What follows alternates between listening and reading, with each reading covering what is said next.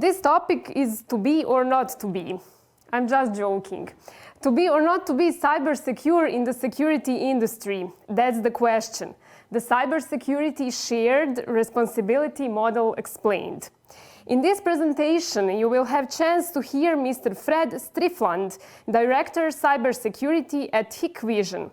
With more than 28 years of experience within security and intelligence, he will dive into the world of IoT and will explain us security vulnerabilities and some misperceptions that occur in the security industry. He will also show how Hikvision manages its product cybersecurity. In addition to the above, he holds an Executive Master of Security and Defense and a bachelor's degree from the University of Applied Sciences of Amsterdam. Mr. Fred, the floor is yours. Welcome. Thank you very much. Am I loud and clear? Yes, we hear you and we see your presentation. Very good. Let's start. Well, to be or not to be cybersecure in the security industry, that's the question. And I'm going to answer this question today. As you mentioned, my name is Fred Streefland. I'm working as the Senior Director of Cybersecurity for Europe, Middle East and Africa. So what's the issue here? Well, the issue is that we live in a world where cybersecurity is in the headlines. And also, if you look at the cybersecurity or the security industry, you see headlines like this. And these are not the headlines that we would like to see, because this is not good. So the issue is that we have an issue here with the security and the cybersecurity in our industry. So how can we solve this? Well, one thing we cannot do is do it all by ourselves. So we have to work together. We have to work together to solve this. And I will explain this during the presentation. And if we work together, we also need to have shared responsibility, because who is responsible for this? Who is responsible for having those bad headlines in the news? And that's also the question. So in the security industry, I see that we have three main parties here. We have the manufacturers, companies like Hikvision, like Axis, like Bosch, the companies that are developing, in this case, security cameras. We have, of course, the end users, and we have also the installers and distributors. And this triangle is key in this shared responsibility model, because what you see here is that we all have to work together. If we do a good job in making a very secure camera, but the installer doesn't install the camera in a secure way, the end user still has some cybersecurity issues. And the other way is the same. If the end user doesn't apply cybersecurity, he doesn't use strong passwords, well, then the camera is not secured. And the same applies to us. If a manufacturer doesn't develop a secure camera, the installer can secure the camera as much as he or she can, but at the end user is not be helped with this. So the shared responsibility in the security industry is key here. And if you take a look at the responsibilities that we all have, if you see here in this slide that the manufacturers should, of course, develop the security products in a secure way. They have to test the software and hardware regularly. They have to respond to and communicate about vulnerabilities if they occur. And they have to create good cybersecurity best practices, documentation, and education. And I will dive into this during this presentation. The installers, resellers, and architects, they also have their responsibilities, and so does the end users. And if you take a look at this and you just say this in one word, the manufacturers, they are responsible for the product security. The installers, they are responsible for the installation security. But at the end users, they have the overarching security responsibility. They are responsible of the security of, most of the time, the whole system. And the system consists of more cameras, more devices, more routers. So they are end responsible, so to say. So if we take a look at this shared responsibility, and I will come back to this at the end of this presentation, this is key. So we have to be aware that everybody plays its role. Unfortunately, there are still some cybersecurity concerns popping up. And I will address some of these cybersecurity concerns because they concern us as a manufacturer of cybersecurity, in this case, in security cameras. So I will dive into some questions that we've been asked several times, and I will explain these concerns. And the first question, being a Chinese manufacturer, is the question that we receive regularly. Can China watch through Hikvision security cameras? Well, the short answer is no, this is impossible, but please let me explain this to you. Because, and in order to explain this, we have to go back one step. Because first I want to explain you that security cameras are IoT devices and they are not telecommunications devices.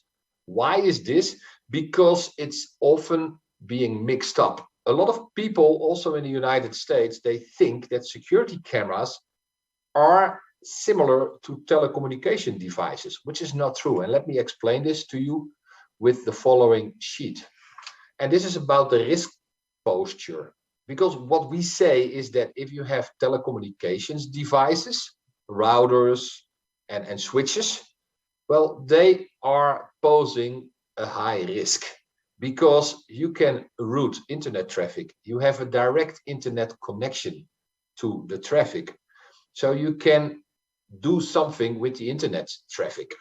If we then take a look at laptops and desktops, who also might have cameras in their hardware, or mobile phones, as you probably already have a mobile phone. Everybody has nowadays a mobile phone. There's also a camera in it. And these mobile phones are posing a medium to high risk. But if you then take a look at an IP camera, a security camera, or another IoT device, like I said, they are IoT devices, what you see is that these are sensors. So they cannot route or redirect user traffic as the routers can. They cannot permit visibility into other user data or packages, like, for example, laptops and desktops can, but they are simply a sensor. So keep that in mind, because that's very important to know that a security camera is not the same as an internet router, and that's why you can also explain that it is a mistake that Hikvision and also Dahua have put on a list in the United States that also contains the Huawei routers. So and also in the Federal Communications Commission's ban, which, like I said, they are not telecommunications devices, because they have a low to medium risk and not a high risk. Another thing that to explain that it's impossible that China can watch is the fact that we have a business model. And the business model is that we are developing a camera. The cameras are being distributed and sold to wholesalers and distributors. They will sell the camera to installers and integrators, and they will sell them to end users. So in other words, we don't know who is using our camera. So we don't have access to customer data whatsoever. So, and this is the simple answer, that can China watch through Hikvision devices? No, because Hikvision itself cannot watch through the devices. And the final argument for this is that we don't do automatic updates, simply because we don't have the ability to remotely access these IoT devices and install software on end users and own devices. And if you compare this with a laptop, Microsoft is capable of installing updates automatically to your laptop if needed. Well, we cannot do that. We cannot automatically update the cameras, because that's a responsibility of the end user and sometimes of the installer. And it's not our responsibility, simply because we don't know where they are and we don't have access to it. So those are very good and important arguments to understand this question. Another question that we also receive often is that, do Hikvision devices have backdoors? Well, this is a completely wrong question, because there are no backdoors in systems. You're talking about vulnerabilities. And there's a big difference between vulnerabilities and backdoors. And let me explain this question to you. The difference between a backdoor and a vulnerability is as follows. A backdoor is an undocumented way of gaining access to a computer system. A backdoor is a potential security risk. And this is an official definition of the NIST, National Institute for Science and Technology of the United States. A backdoor is created on purpose and mostly during the production process. So a backdoor is created on purpose. Keep that in mind. If you're now talking about a security vulnerability, that is a weakness that a bad person could take advantage of to compromise the confidentiality, availability, or integrity of a resource. In other words, a hacker, a malicious hacker, can use this vulnerability and exploit this vulnerability. Abuse is another word for it, and then enter the device. So, and in this context, a weakness, what's mentioned here, is an implementation flaw or a software mistake. And the most important thing is that a vulnerability is non-intentional and mostly identified as a common vulnerability and exposure. So the difference between a backdoor and a vulnerability is huge. Unfortunately, a lot of people mix them up. They think that a backdoor is the same as a vulnerability, which is not. And let me explain this even a little bit more. And it's also almost impossible to prevent vulnerabilities in today's computer systems. Computer systems are complex, it's hard, and they contain a lot of software. And I will explain this to you in the next slide. Vulnerabilities simply arise and cannot be foreseen. It's a fact, unfortunately. So that's something else than a backdoor. Let me explain this. If you're talking about the computer systems in today's world, we're talking about modern high-end cards. We're talking about applications like Facebook. We're talking about a Boeing 787 and so on. So what you see here is that these devices, take a look at the modern high-end car, this contains more than 100 million lines of code. So this is not a car, but it is software on wheels, basically. But you guys might think, yeah, what does this information has to do with the story you're telling? Well, if you understand that it's very hard to develop software without mistakes, and it's also a given that people make mistakes in developing this software, the industry average is between 15 and 15 errors per 1,000 lines, but let's assume that we have the best available software, but still you have 3 mistakes per 1,000 lines of code. Well, if you take a look at a modern high-end car, it has not 1,000 lines of code, but it has 100 million lines of code. Well, you can do the calculation yourself, which means that there are always vulnerabilities in this system. And the same applies for a security camera. A security camera has between 9 and 12 million lines of code. Well, you guys can do the calculation. If you have 3 mistakes per 1,000 lines of code. And this is a given if you take a look at the number of vulnerabilities that occur per year. And these are the number of vulnerabilities, the software vulnerabilities that occur per year. So the last couple of years, we have an average of 17,000, 18,000 vulnerabilities per year. That is a lot of vulnerabilities. Like I said, vulnerabilities occur and you cannot prevent them. And if you take a look at the vendors with the most vulnerabilities and also, of course, the most products, Microsoft, they have a huge amount of products and they also have a huge amount of vulnerabilities. Doesn't mean that they are bad, it's just to put it in context. But if you take a look at Hikvision, which you probably might not expect, but we are very good because we have more than 100 products out there and we only had 15 vulnerabilities since 2001, since we are founded, which means less than 1 vulnerability per product. It's 0.15 to be exactly. And also if you compare Hikvision with our competitors, we are doing a good job.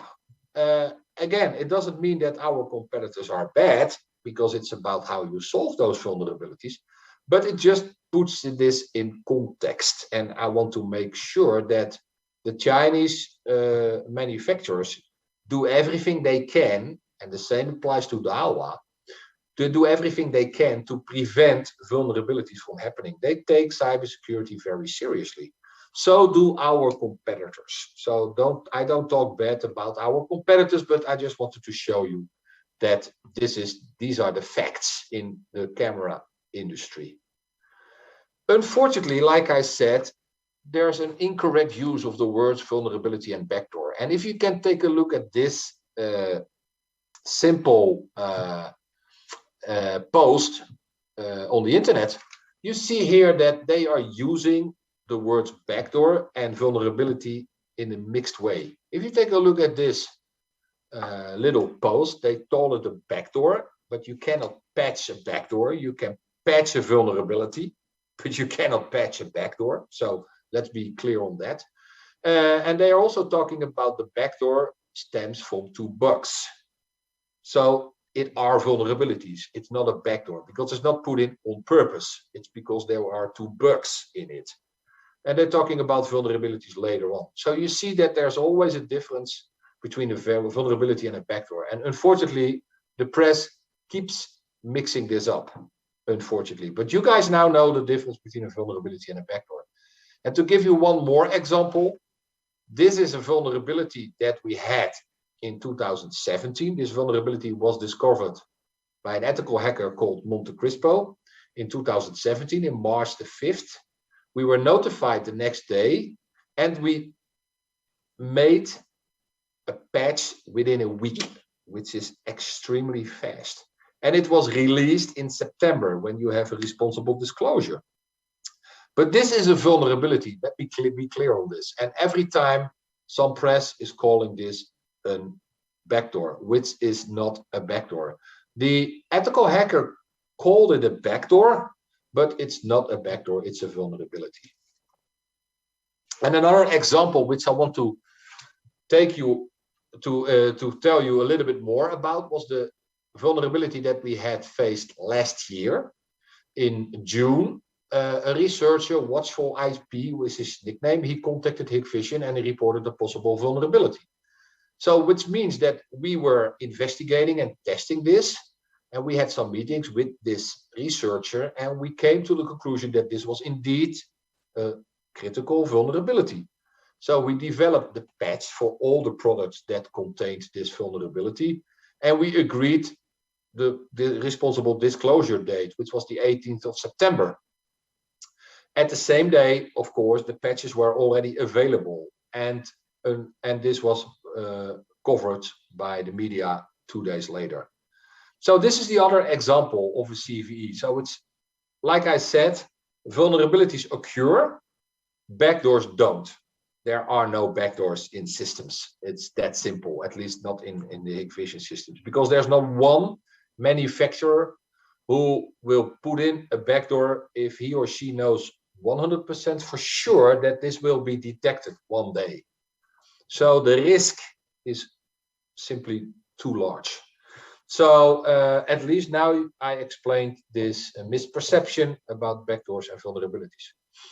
And also to dive a little bit more in detail about this latest vulnerability we had, the researcher's statement was posted also on GitHub, and he even mentioned that this was not a backdoor. He said he was pleased that this problem was fixed in the way he recommended.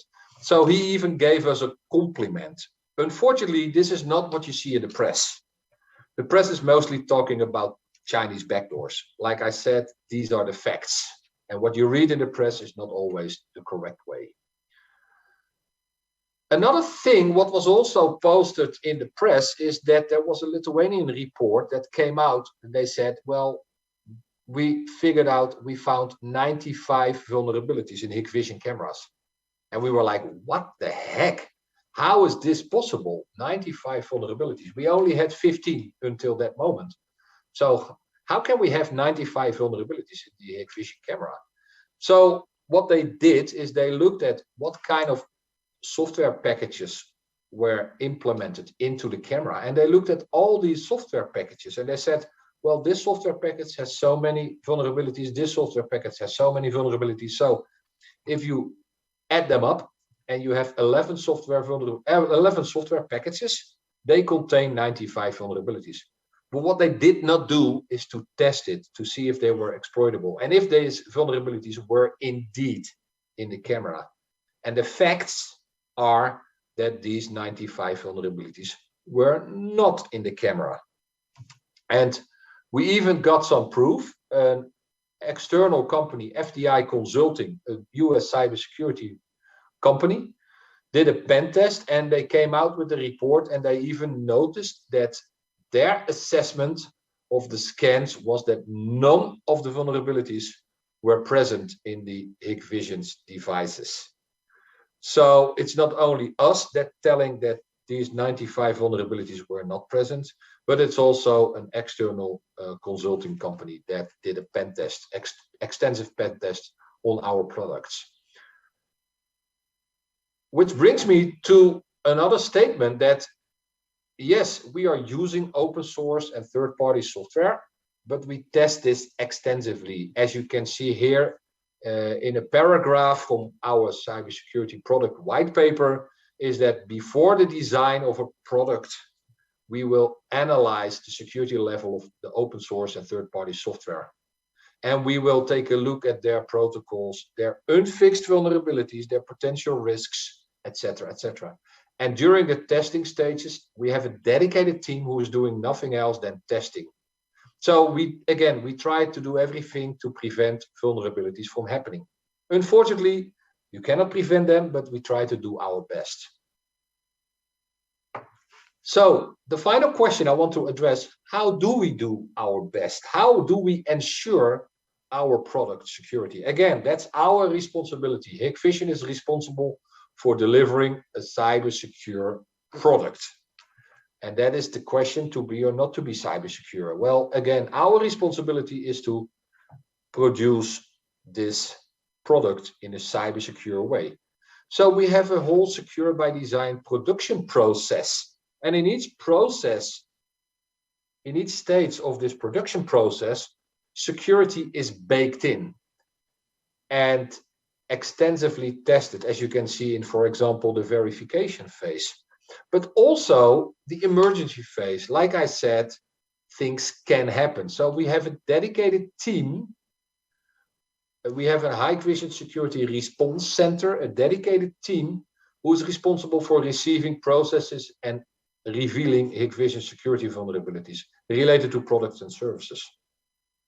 So we serve as a cybersecurity expertise center for after sales. And this is also the team that is working on developing the patches. So that's very important to know.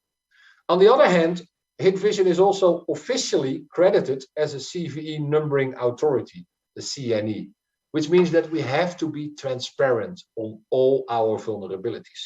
So ask other companies if they are a CVE or not. And this has to do with transparency. As you can see, all our 15 vulnerabilities have been documented, and you can find them in the list here. We also have an open door policy for researchers. And this is also how the ethical hacker, a Watchful IP, contacted us. He contacted us via the website, and we embrace researchers that find and detect vulnerabilities, because then we can solve it and we can come up with a responsible disclosure. Very important. And finally, as I mentioned already, we also let our products tested by external parties. In this case, FDI and Rapid7, they did some tests at the end of last year. And the results of these tests are very positive, at least for us. So they didn't find a lot of vulnerabilities in their tests. But again, we take this very seriously. So to summarize this and to give you one recommendation, as I told you beginning, it's about the shared responsibility. And we take our responsibility as a producer of these cameras very seriously. But also we believe that the installers and also the end users, they have to take their responsibility very seriously. And that's why the recommendation is that to all installers, to all end users, please take a look at the cybersecurity course that we've developed. This is a generic course. Yes, it's developed by Hikvision, but that's because I asked our competitors to develop this course together with me, and they didn't want to develop this course together with me. However, the door is still open. I still would like to give this course together with Dahua, with Axis, with Bosch, with all our competitors, because this is a cybersecurity course for the security industry, and it's not a Hikvision course. So the first five lessons are very generic. The sixth lesson that is applied to Hikvision, but that's because, like I said, we didn't have other companies to work with. But please, I recommend you to take this course. It's for free. It's not a sales pitch. It's for free. It's a cybersecurity course, and it's purely for security awareness. Which brings me to the conclusion. And like I said, I have 25 minutes, so 1 minute left. The conclusion is that, before I do the conclusion, let's have a question, some food for thought. How many IP cameras can be found on Shodan? In Shodan, it's an internet search engine that are directly connected to the internet. And what I mean with this is that if you have a camera directly connected to the internet, it is vulnerable. You don't want to connect your camera directly to the internet, because we can do the best thing to secure the camera. But if this camera is installed directly to the internet, because the end user wants to contact this camera via the internet, or the installer wants to contact this camera via the internet, it is a risk. So you don't want this to happen. Unfortunately, I don't hope that you're shocked by the number, but I am shocked by the number. There are more than 4,646,620 cameras out there that are directly connected to the internet without a firewall in between, not in a segmented network. They are directly connected to the internet, which means that you can also attack them directly, which will be done. So please don't ever connect your IP cameras directly to the internet. And as a final slide at the end, we need to solve these issues together. We do our best as a Hikvision manufacturer, as we have our responsibility, but we need to work together. And if you take a look at this picture, which means that the installer, the distributor, the end user, and the manufacturer, we all have to work together. We cannot solve this by ourselves. And with that, my time is up for this presentation. I have some minutes for Q&A, and I want to thank you very much for your attention. If you have any more questions, please reach out to me. This is my email address, and I hope you enjoyed this presentation. Thank you very much. Mr. Fred, thank you. This was a great presentation. We would also recommend and invite all participants to attend cybersecurity course. And now I have a few questions for you, Mr. Fred. How important is the relationship between the installer, manufacturer, and end user in terms of shared responsibilities? That's a very good question, and I think it's very important. But again, it starts with the awareness. So I would like, and that's also why we recommend the course, I would like to have the end users and installers understand cybersecurity more. Again, they have to know their responsibility, because a chain is as strong as their weakest part. So if the installer is doing his or her best to install the camera in a segmented way, to use VPN, to use a password manager for the passwords, but the end user just open all ports, you have a problem. The same if the manufacturer doesn't pay attention to their cybersecurity and the settings. Well, the installer can do the best they can, but then you keep an insecure camera. So that's why the relationship between the triangle, as I called it before, is extremely important. But we have to be aware of each other's responsibility on cybersecurity. Mr. Fred, thank you. 1 minute more and one question. Can installing edge applications reduce the number of cyber attacks?